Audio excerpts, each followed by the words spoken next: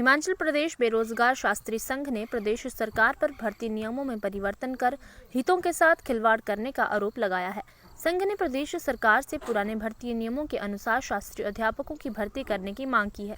यहां पर पत्रकारों को संबोधित करते हुए हिमाचल प्रदेश बेरोजगार संघ ने महामंत्री मदन सांडिल ने कहा कि सरकार के इस निर्णय से न केवल शास्त्री पास बेरोजगारों को रोजगार से वंचित रहना पड़ेगा।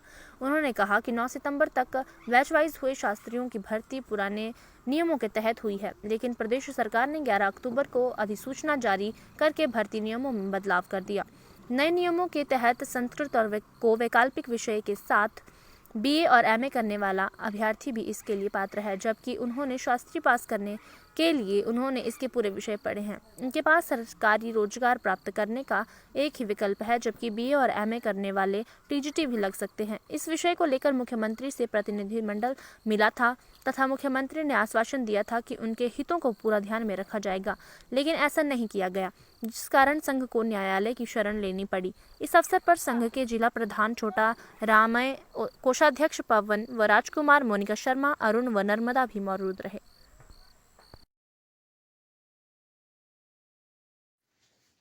वेद को पढ़ाने के लिए वेद का मुख्य है व्याकरण। व्याकरण पढ़ने के लिए कम से कम 20 वर्ष अपेक्षित हैं। ज्योतिष पढ़ने के लिए एक विषय को लेकर के चलेंगे, कम से कम 20 वर्ष लगेंगे। बड़ी लंबी प्रक्रिया है। हम यहां संक्षेप से आपको बता रहे हैं। और ज्योतिष वेद की आंख है, चक्षु है, छंद उसके पाद हैं, पैर हैं। बिना पैरों के वेद चल नहीं सकता, और बिना ज्योतिष चक्षु के बिना वेद को देखा नहीं जा सकता। वेद का उच्चारण बिना व्याकरण के नहीं हो सकता। मुखम व्याकरणम समृतम, वेद का मुख व्याकरण है, और व्याकरण कोई ऐसे समझ में नहीं आता है। हमारे यहां जब किसी बात को रखा जाता है तो उसमें उस शब्द में ही अपने आप में भाव छिपा रहता है, और वो भाव कितना सूक्ष्म है। तो माननीय मुख्यमंत्री जी ने हमें बहुत अच्छे से ट्रीट किया और उन्होंने बहुत अच्छे से अपनी बात रखी, लेकिन दुर्भाग्यवश वो बीमार हो गए और वो हिमाचल में नहीं थे, हिमाचल से बाहर चले गए। और उन्होंने जो हमें रास्ता सुझाया, हम उस रास्ते पे चले। शिक्षा मंत्री जी से मिले, शिक्षा सचिव जी से मिले, बार बार मिले, कहते रहे कि प्रक्रिया चल रही है, इस प्रक्रिया में सुधार होना चाहिए। मुख्यमंत्री जी ने तो कहा था, लेकिन आगे हमारी बात सुनी नहीं गई। अब मुख्यमंत्री जी बीमार थे, हम उन तक नहीं पहुंच पाए, लेकिन हम प्रशासन से जुड़े रहे, हम मंत्रियों से मिलते रहे, लेकिन हमें कोई संतोषजनक कोई उत्तर नहीं मिला। बाद में हमें दूसरा रास्ता भी अपनाना पड़ा, विरोध प्रदर्शन भी करना पड़ा, हमें कोर्ट भी जाना पड़ा।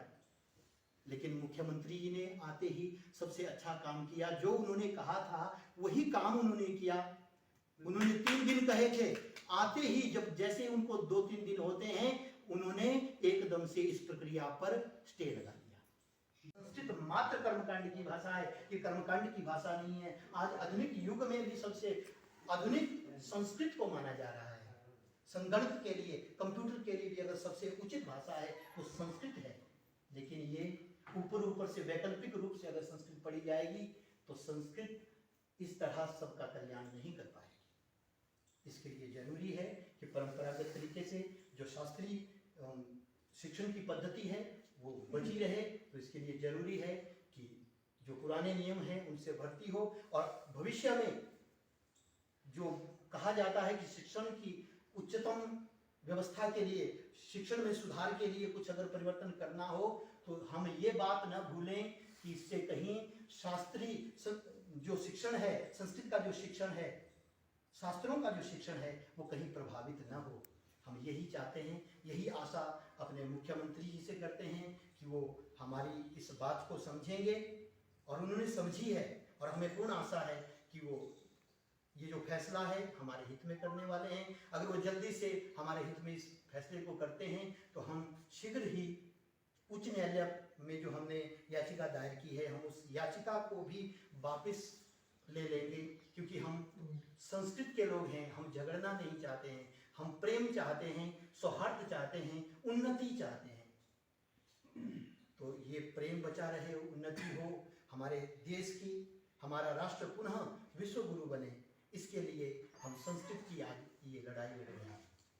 ही छठी कक्षा से लेकर के एमए तक संस्कृत पढ़ी है, 12 वर्षों तक संस्कृत पढ़ी है, हमने भी पढ़ी है।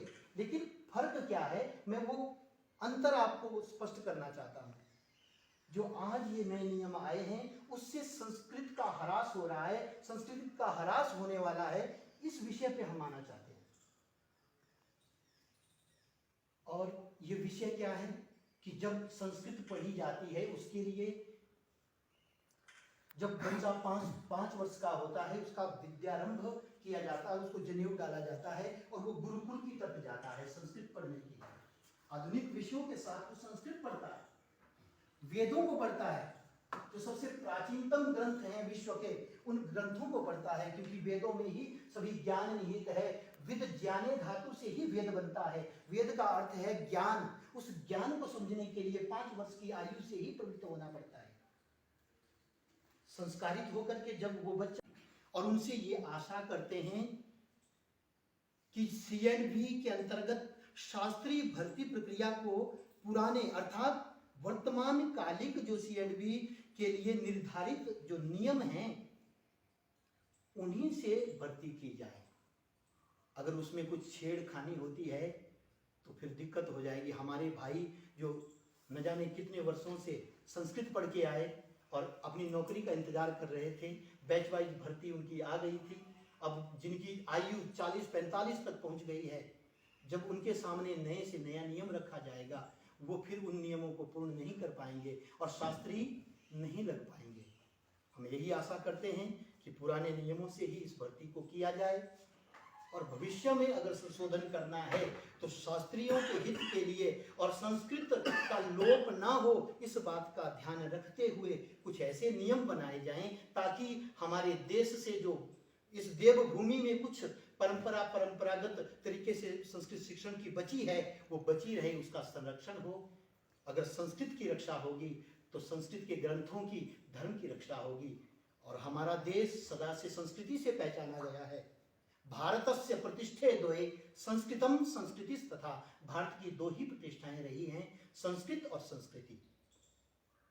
ये संस्कृत के द्वारा ही संस्कृति पोषित होती है।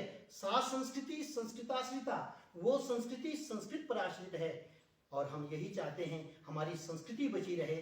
उसके लिए जरूरी है कि परंपरागत तरीके से जो शास्त्रीय शिक्षण की जो पद्धति है वो तभी बचेगी अगर शास्त्रियों के हित में बात आएगी। और आचार्य मदन लाल सांडिल्य, शास्त्रीय बेरोजगार संघ महामंत्री, हिमाचल प्रदेश। आज हमारे सामने जो भर्ती प्रक्रिया चल रही थी हम उसी विषय को लेकर के आज उपस्थित हुए हैं। हमारे इसी सत्र में जब बैच वाइज भर्ती हो रही थी, बैकलॉग की भर्ती, तो जो सीएनबी के लिए निर्धारित नियम हैं उन्हीं नियमों के आधार पे हो रही थी, आरएनपी रूल के आधार पे हो रही थी।